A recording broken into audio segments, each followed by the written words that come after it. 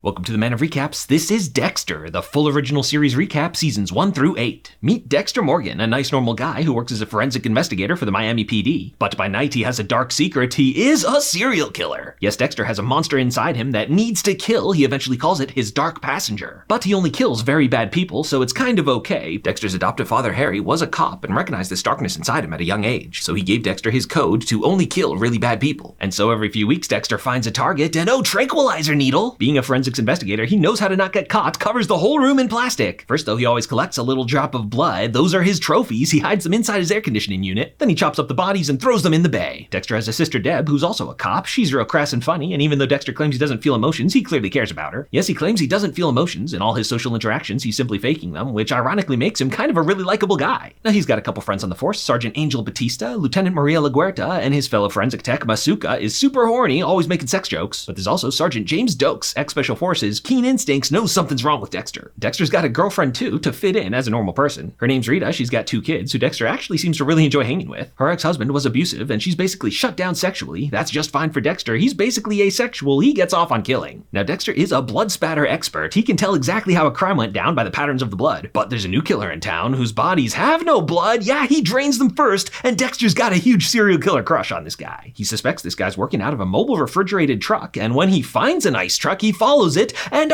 they throw the head at him. Yeah, season 1, he's after the ice truck killer. Turns out he has a serial killer crush on Dexter too, snuck into his apartment and left him a dismembered Barbie doll present. In fact, he starts leaving body parts for Dexter at important locations from his past. Yeah, it's something very personal here. And one day at a hotel room that is absolutely covered in blood, it unlocks his memories to when he was a real young kid and watched his mother be chainsawed apart in front of him. And yeah, theoretically, that's what broke him. Meanwhile, there's a problem in Rita's life when her husband Paul gets out of jail. He's on his best behavior now though, like, hey, I'm sorry, I'm a changed man. I just really want to be with my kids. He is still clearly a douchebag though, and is a constant source of annoyance for Dexter, so one day, knocks him out. Dexter frames him with a heroin relapse, and he's off to jail for a long time. And if you care about Batista's love life, he's going through a rough divorce. Now, working with the surviving victim is the hot prosthetics doctor, Rudy Cooper. He and Deb start dating. He seems like a great guy, actually befriends Dexter. But after a complicated series of events, Dexter figures out he is the ice truck killer. But Deb doesn't know this yet, so he brings her on a boat where he proposes, but then kidnaps her. Dexter traces him to a house.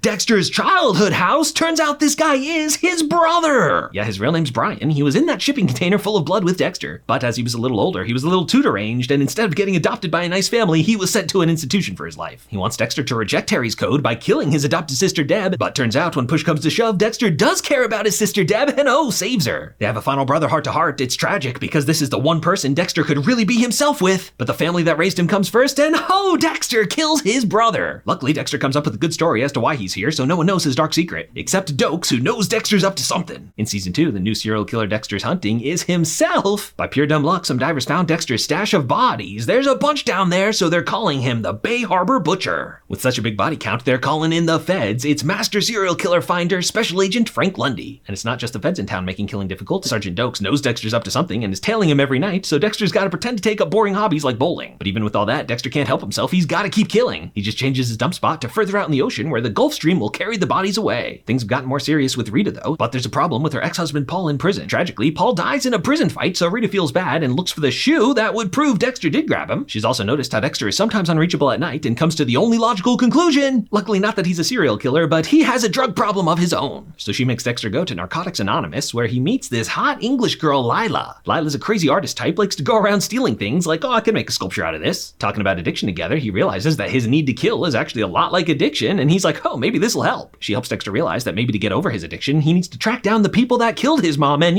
kill them. But instead he calls his sponsor like, hey Lila, I think I'm gonna use again, and she talks him down. He lets this guy go and falls asleep in the comfort of Lila's arms. Nothing sexual happened, but Rita hears a voicemail she left him about how they spent the night together and dumps his ass. So he goes over to Lila's to talk about it, and they talk about it naked. These two get it on. Yes, Dexter has a full sexual awakening. Now he can't get enough. The next day Rita wants to make up. She's like, hey, I'm sorry I didn't give you a chance to explain. Like, nothing happened with you and Lila, right? And he's like, well, not that night. He tries tries the Ross defense, we were on a break, but it doesn't work and they are donezo for good. His sister Deb does not approve of this English floozy though, and turns out she's right. Lila is crazy. He burns down her apartment to make Dexter stay with her, but when she breaks into Rita's house to see if he was there, he's like, yo girl, you crossed a line. I'm dumping you and getting back with Rita. Deb meanwhile is having trouble dating after her last boyfriend turned out to be a serial killer, but turns out she has a real crush on Special Agent Lundy. And if you care about Batista's love life, now he starts dating Lila, even though Dexter warned him she's crazy and only dating him to make Dexter jealous. Meanwhile, at work, Dexter's doing everything he can to sabotage the investigation of the Bay Harbor butcher. They have all his victims in this refrigerated tent, so he sneakily unplugs it, so in the morning, the evidence is all rotten. But Doakes is still a huge problem. He is on Dexter all the time. He searches Dexter's apartment and with a lot of luck, finds his blood sample trophies. So when Dexter retracks down the guy who killed his mom to his cabin in the Everglades, Doakes was there following him like, ha, I finally caught ya. But Dexter's able to get the upper hand on him and locks him in a cage. Meanwhile, Lundy has figured out that the Bay Harbor butcher is one of the Miami PD. Dexter's brought in by a bunch of agents. He thinks the jig is up. In fact, they have his blood slide samples. But luckily, because Doakes stole them, they found them in his car and they think Doakes is the killer. So this is very convenient for Dexter, but the feds just found Doakes' car. They're searching the Everglades. Dexter's got to rush back down there to make sure they don't find him locked in a cage. There's no way Dexter's gonna make it in time, but someone else was already on the way. It's Lila. Yeah, earlier she stole Dexter's GPS and was tracking down his latest location. She finds out Dexter's the Bay Harbor butcher, but she's like, I don't care. I still love him. So she figures she'll help Dexter out by turning on the gas and exploding the cabin. So when the cops all arrive, there's no evidence Doakes was held prisoner here. It seems like he was the butcher and decided to kill himself instead of being captured. This is sad for LaGuerta though, who was very close with Doakes and knows in her heart he was innocent. But now Lila's a big loose end. Dexter meets with her and is like, yo girl, thanks for helping me. Like, let's run away together. I love you. Whoa. But when she realizes he didn't pack any change of clothes, just murder tools, she's like, oh, okay. So she kidnaps Rita's kids. Then when Dexter comes to save him, sets the whole thing on fire and locks him in. Dexter gets the kids out of there and boom, bursts through the wall. He's okay. Lila escaped to Paris, but Dexter tracks her down. It's like, hey, when you killed Doakes, that broke my code of who you're allowed to kill, so I get to kill you now. So season 3 begins with Dexter having picked out his next target, a girlfriend murdering drug dealer named Freebo. But as Dexter sneaks in to kill him, there's already someone else there trying to kill him. Awkward. These two end up fighting and Dexter ends up killing this random guy. And this turns into a massive case because that guy was the younger brother of District Attorney Miguel Prado. So Dexter finds Freebo and sets things right. But wait, what's this? Miguel was here to kill Freebo too? Dexter's like, it was self-defense, but Miguel's like, hey, you don't have to explain to me. You've avenged my brother. You're my new best friend. As District Attorney, Miguel has a long list of bad people that have escaped justice, and Dexter's all too happy to help deliver it to him. So Miguel and Dexter start hanging out all the time. Dexter's excited to finally have a friend who knows his dark passenger, but accepts him for it. But in this season, Dexter also gets an imaginary friend, his adopted father, Harry. He shows up almost every episode like, come on, Dexter, this isn't a good idea. But Dexter's like, come on, Dad, you're harshing my vibe. By the way, Dexter's sexual awakening last season has carried on to his relationship with Rita, but sex has a side effect, and pretty soon Rita's pregnant. Dexter's excited to be a father though, and while this relationship started out as cover, he's come to really love Rita and the kids. Dexter's a full-blown family man now. Meanwhile, at work, Dexter and the cops are hunting down another killer called the Skinner. Deb has earned her detective shield, and she's got a new partner, Detective Joey Quinn, who is mostly a good cop, just a little dirty, and she's working with an informant, a cool stoner musician named Anton, who naturally they start hooking up. Anton ends up captured by the Skinner, but Deb figures out that at every murder site there were freshly trimmed trees. Yes, the Skinner is the tree trimmer, and Deborah saves Anton just in time. And if you care about Batista's love life, he tries to pick up a prostitute, but she was an undercover cop, but they end up dating. Now one day Miguel wants to come along with Dexter, and Dexter lets him do the killing. Did we just become best friends? Now the person Miguel hates the most is a defense attorney who keeps getting these bad guys off. He wants to kill her, but Dexter's like, well, she's kind of just doing her job. She doesn't fit the code. But Miguel doesn't listen. He goes by himself and kills her. Oh, Dexter, you've created a monster. Dexter and Miguel try to talk it out, which does not go well, making it awkward because he's the best man at Dexter's bachelor party. So in the end, Dexter gets Miguel on his table. I guess I wasn't meant to have friends, and he kills him. But before Miguel died, he sicked the Skinner on Dexter, so Dexter finds himself on a table of his own. But pretty soon he turns the table on this guy and kills him with his signature chokehold. Per usual, the cops are coming right then. Dexter's gonna be found out, but he improvises and sneaks away. And season 3 ends on Dexter and Rita's wedding day. Maybe he really can have it all. So in season 4, Dexter's the proud new papa of his baby son, Harrison. But a new baby is a lot of work, and Dexter finds himself with drastically reduced personal time to pursue his own hobbies. And things are busy at work as Miami has yet another serial killer. This time it's naked John Lithgow, who kills young women in the bathtub. And coming back to Miami to catch him, it's master serial killer hunter Special Agent Lundy. Lundy calls this guy the Trinity Killer because he always kills in threes. He starts with the girl in the bathtub, then forces a woman to jump to her death, then completes his cycle by bludgeoning a man. Turns out this cycle mirrors how his whole family died when he was a kid. There's a hot reporter investigating, and Detective Quinn, kind of a ladies' man, they start dating. And if you care about Batista's love life, he starts hooking up with his boss, Lieutenant Maria LaGuerta. In fact, these two get married, so good for them. But their boring relationship relationship starts taking up way too much screen time. And with Lundy in town, Deb's love life is thrown into turmoil. She's happily dating Anton, but still has feelings for her ex Lundy, and oh, she chooses him. I try not to judge, but come on, girl, he's old enough to be your father. But meanwhile, Lundy is getting very close to catching Trinity, so as he and Deb are saying goodnight, oh, someone shoots them! So much drama for poor Deb, he dies right in front of her. Deb's gonna be okay, but for hurting his sister, Dexter makes finding Trinity his top priority. But Dexter's in for quite a surprise when he finds out Trinity has a loving, happy family. Dexter's really been struggling lately, balancing family time with serial killing. He's gotta find out how this guy does it. So he volunteers at the home building charity under the fake name Kyle Butler. Dexter befriends Trinity, who seems to have it all figured out, and gets some man-to-man pointers on how to balance family life with personal time. And for a while, it seems to be going great. But at Thanksgiving, Dexter finds out this perfect family is a lie. They live in fear of him cause he's abusive. Dexter's gonna kill him right then and there, but the family interrupts, and now Dexter's cover is blown. Meanwhile, Deb realizes that it couldn't be Trinity who shot her, it was someone shorter. Someone about the height of Quinn's hot reporter girlfriend, who turns out is Trinity's secret other daughter. She loves her daddy and wants his approval, but when she realizes she's never gonna get it, her father hates her, she kills herself.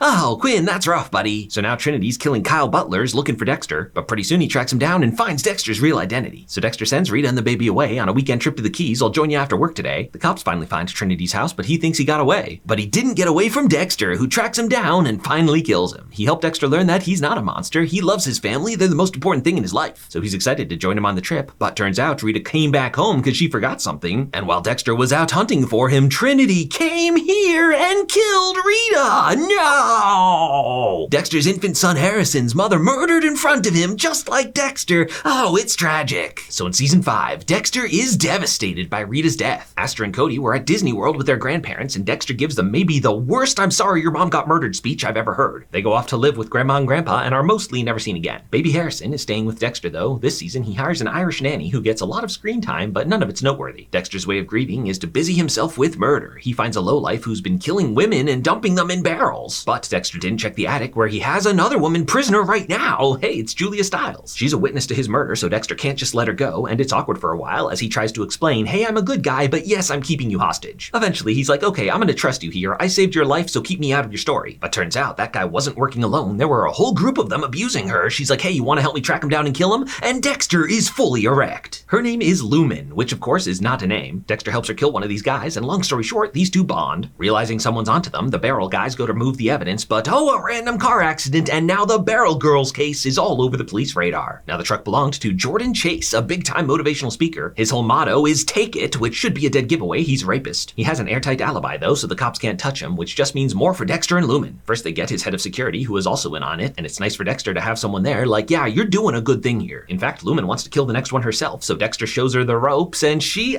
stabs him. Dexter's even erector. Lumen's emotions are running wild too, so these two get it on, and Dexter's in love. Rita who? Speaking of love, if you care about Batista and LaGuerta's marriage, never mind, you don't. Deb has been partnered with Quinn for a while now, and one day these two get it on. But Quinn is looking into the Kyle Butler that Trinity's family described to the worst police sketch artist in the country. But if you combine all 3 sketches, it does kind of look like Dexter. So Quinn hires a disgraced former cop to look into Dexter off the books, and this guy discovers Dexter's definitely up to something. But as things get more serious with Deb, Quinn doesn't want to be secretly investigating her brother, but this guy doesn't want to stop. He hopes cracking this case will land him his job back. One day he gets the jump on Dexter and is going to turn him in, but he underestimates how much of a killer Dexter is. Just then, Quinn was coming to meet him and finds the van locked, but some of his blood drips on Quinn's shoe. So when they eventually find the body and the blood on Quinn's shoe, he doesn't have an explanation. But Deb really likes this guy, so Dexter fudges the blood work to clear his name, and Quinn's like, hey, thanks man, you know what, I don't care what your secret is, we're cool. Now Jordan Chase is a high-profile target. Dexter has to sign up for morning workout classes with him to get close to him. Soon he discovers that Jordan wears a vial of blood around his neck, so Dexter tests it, and it leads them to a woman who was their first victim. Yeah, they were all best friends back at summer camp. But somehow Jordan noticed the imperceptible amount of blood missing, and turns out this woman is weirdly in love with him, so he uses her to lure Lumen into a trap and take her down to the summer camp. Dexter botches the rescue mission, but while Jordan's monologuing, he snaps him in the foot, then gets him in his signature chokehold. So now they have the final guy, the ringleader, at their mercy, and Lumen,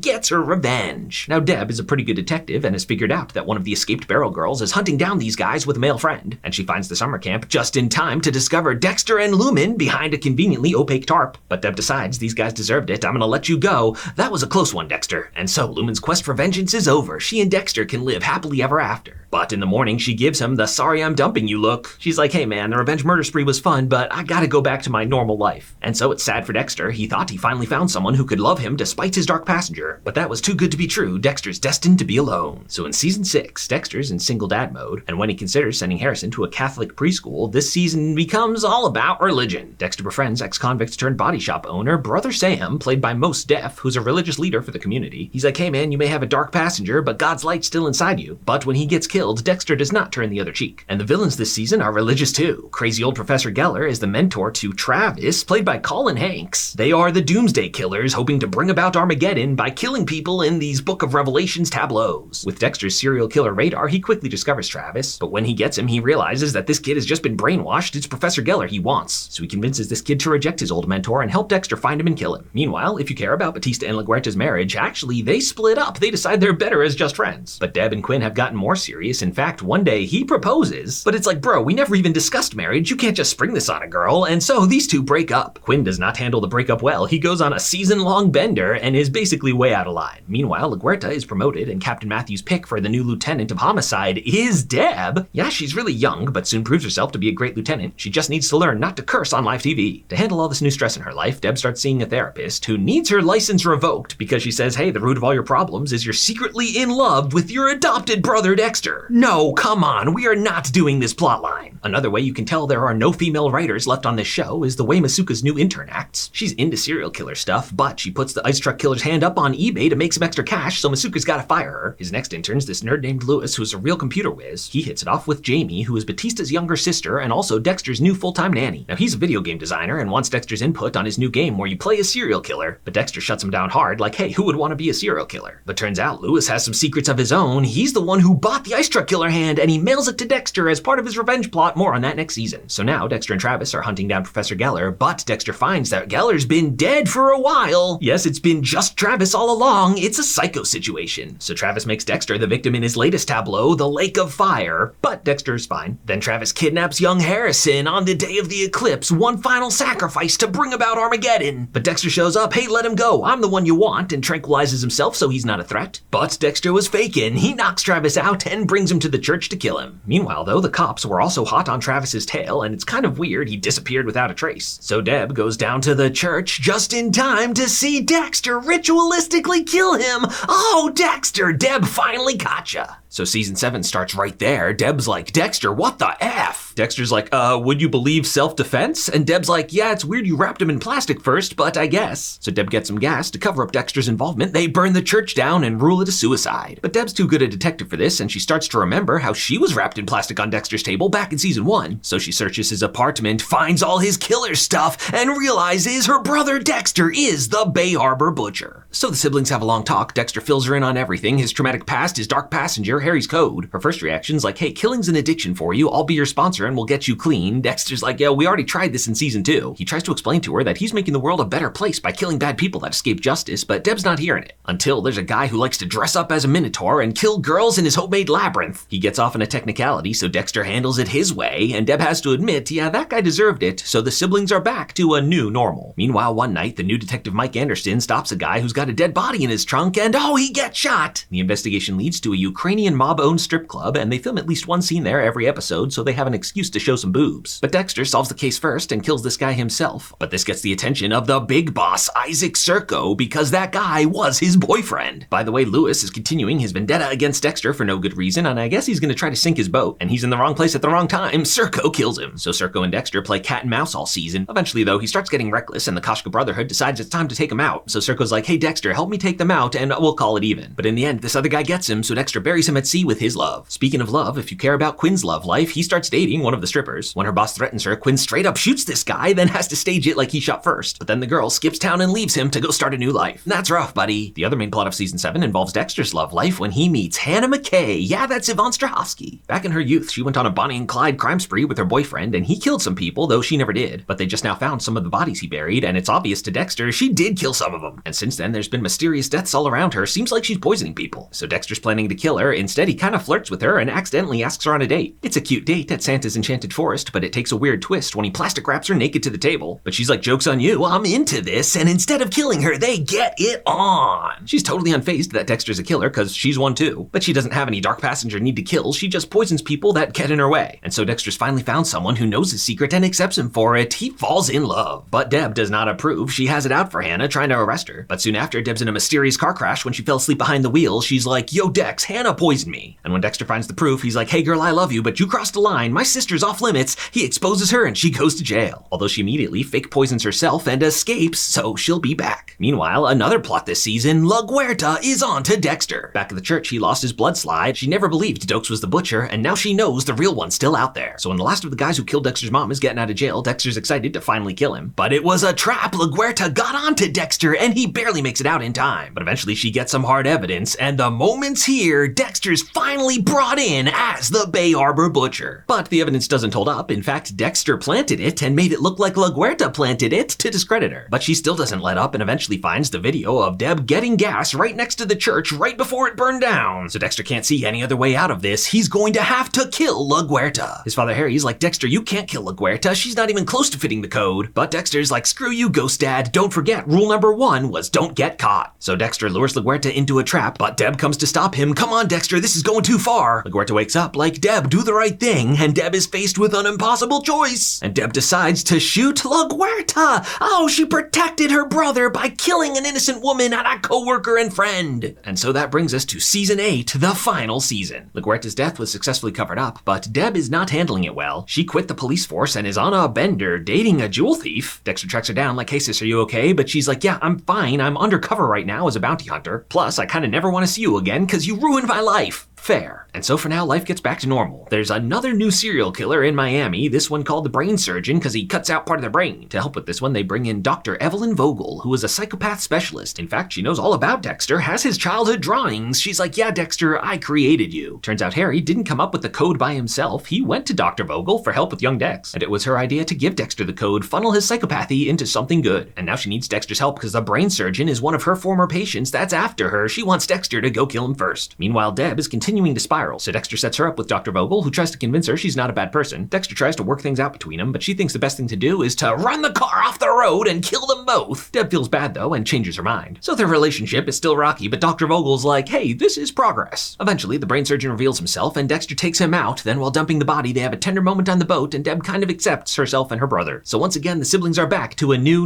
normal. It's soon shaken up though when they both pass out. Yeah, Hannah's back in town. She doesn't kill them though. This was just a friendly poisoning. She and Dexter have a catch up. It turns out she married a yacht billionaire, but he's super possessive of her, so when Dexter comes to save her, she's already killed him. It's like, hey, we probably shouldn't get back together, but they can't help themselves. They get it on. In fact, Dexter comes to a big decision. He's ready to leave his life in Miami behind and run away with Hannah to Argentina. And at this point, Deb is sick of fighting it. She's like, you know, maybe it's for the best. So Dexter, with the cover story, says farewell to the life he built. All the friends he pretended to make as part of his cover have now become real. He does care about these people. Where do they all end up? Well, Batista's where he always belonged as Lieutenant of Homicide, and he gives Deb her shield back. She's back on the force. If you care about Quinn's love life, he starts dating Batista's sister Jamie, but they eventually break up and he and Deb get back together. And Masuka meets a new hot young co-ed, but turns out she's his daughter from back when he was a sperm donor. And so he finally gets some character growth as he learns how to interact with women without hitting on them. But there's a final twist when the brain surgeon strikes again. Yeah, the other guy was a decoy. The real brain surgeon is Dr. Vogel's son. He was a psychopath who killed his brother, and Dr. Vogel couldn't help him, so she shipped him off to an institution, and he harbors a lot of resentment for his mom. And he's jealous of Dexter, so he kills her in front of him. Long story short, Dexter tracks him down, but as he's going to kill him, he's like, you know what? I don't even really want to. I've grown past my need to kill. I just want to go be with my girlfriend and son. So he calls Deb like, hey, you can arrest this guy. And it's like, hey bro, I'm so proud of you. But meanwhile, the US Marshals are looking for Hannah and they suspect she's hiding out with Deb. So this guy follows Deb and is the first inside and unwittingly unties a serial killer. So when Deb gets in, he's got the gun and no, shoots Deb. Luckily, Deb's gonna be fine. She's like, go on bro, get out of here. So it looks like a happy ending. But as they're leaving town, Dexter's like, hey, I can't go till I've killed that guy and made sure Deb's safe. So Dexter says goodbye to his son Harrison, sends him and Hannah on ahead. I'll be right behind you on the next bus. Back at the hospital, the brain surgeon comes for Deb, but the cops were here waiting for him, so everything's gonna be okay. But wait, there's another twist. Deb had random complications from surgery.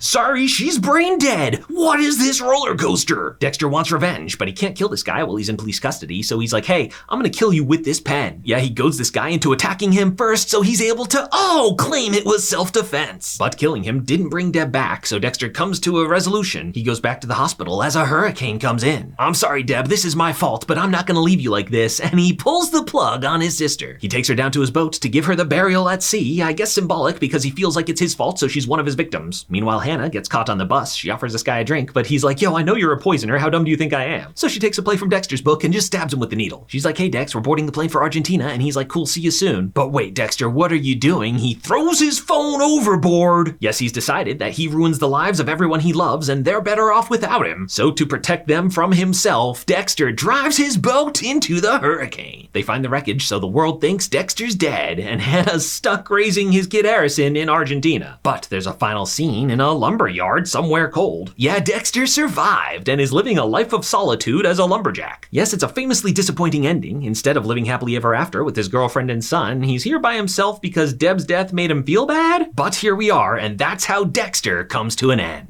Except now, Dexter's coming back in a new limited series. What adventures will he get up to? Will we get a more satisfying ending? Find out in Dexter New Blood.